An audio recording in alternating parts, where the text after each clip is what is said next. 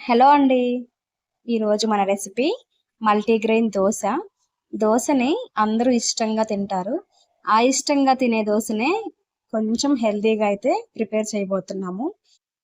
పిల్లలకి తరచూ నార్మల్ దోస కాకుండా ఇలా మల్టీగ్రెయిన్ దోస పెట్టండి. వీటిలో చాలా పోషకాలుంటాయి. వెయిట్ లాస్ అవ్వాలనుకునే వాళ్ళు కూడా ఈ దోసనైతే తినొచ్చు. ముందుగా ప్రాసెస్‌లోకైతే వెళ్ళిపోదాము.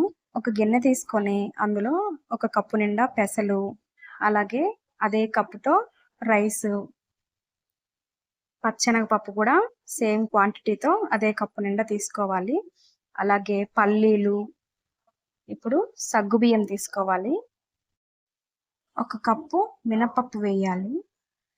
ఇప్పుడు ఒక 10-15 వరకు మెంతి గింజలు వేసుకోవాలి. ఈ మెంతులు వేయడం వల్ల మనకి మెదుపు బాగా వస్తుంది. మీరు రైస్ ప్లేస్‌లో అటుకులైనా తీసుకోవచ్చు. అలాగే వీటన్నిటిని నీట్‌గా వాష్ చేసి ఒక 2 గంటల పాటైతే నానబెట్టుకోవాలి. 2 గంటలు నానితే సరిపోతుంది. ఇలా సరిపడా నీళ్లు పోసి పక్కన పెట్టేయాలి. 2 గంటల తర్వాత మనకు చూడండి ఎంత బాగా నానిపోయాయో. వీటిని మనము మార్నింగ్ బ్రేక్‌ఫాస్ట్‌గా అయినా లేదా ఈవినింగ్ టైంలో అయినా మంచిగా దోస పోసుకొని తింటే చాలా టేస్టీగా ఉంటాయి. చూడండి వేరుశెనగ పప్పు కూడా బాగా నానిపోయింది. వీటిని మనము ఇప్పుడు మెత్తగా మిక్సీకి అయితే పట్టేసుకుందాము. ఇవన్నీ మనము దోస పిండిలాగా అయితే మెత్తగా గ్రైండ్ చేసుకోవాలి. ఇప్పుడు వీటిలో 2 పచ్చిమిర్చి, అలాగే సన్నగా తరిగిన అల్లం ముక్కలు 2, ఉల్లిపాయ ముక్కలు కొంచెం వేసి, రుచికి సరిపడా సాల్ట్ వేసుకొని, కొంచెం కుకింగ్ సోడా కూడా యాడ్ చేసి మెత్తగా అయితే మిక్సీకి పట్టేసుకోవాలి. చూడండి ఈ విధంగా దోస పిండిలాగా అయితే మెత్తగా పట్టించేసుకోవాలి. ఈ పిండి మనకి పులవనవసరం లేదు. అప్పటికప్పుడు దోస అయితే రెడీ చేసుకోవచ్చు. కేవలం 2 గంటల సమయంలోనే మనకి ఇన్‌స్టంట్ దోస అయితే రెడీ అయిపోతుంది. అది కూడా హెల్తీగా.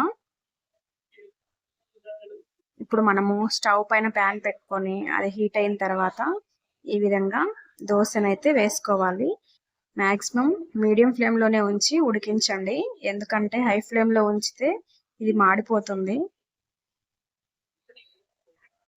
ఈ విధంగా మనకి దోస కాలిన తర్వాత రెండో వైపు కూడా తిప్పి కాల్చాలి. చూడండి మన దోస అయితే రెడీ అయిపోయింది. దోస అయితే ఎంత స్మూత్‌గా ఉందో, చాలా మెత్తగా ఉంది. చూడండి దీన్ని చట్నీలోకి కానీ ఏదైనా పిక్కల్లోకి కానీ తింటే టేస్ట్ బాగుంటుంది. ప్లెయిన్‌గా తిన్నా గానీ బాగుంటుంది. ఈ వీడియో మీకు నచ్చినట్లయితే సబ్స్క్రైబ్ చేయండి. అలాగే లైక్ చేయండి. మీ ఫ్రెండ్స్ అండ్ ఫ్యామిలీ మెంబర్స్‌కి షేర్ చేయండి.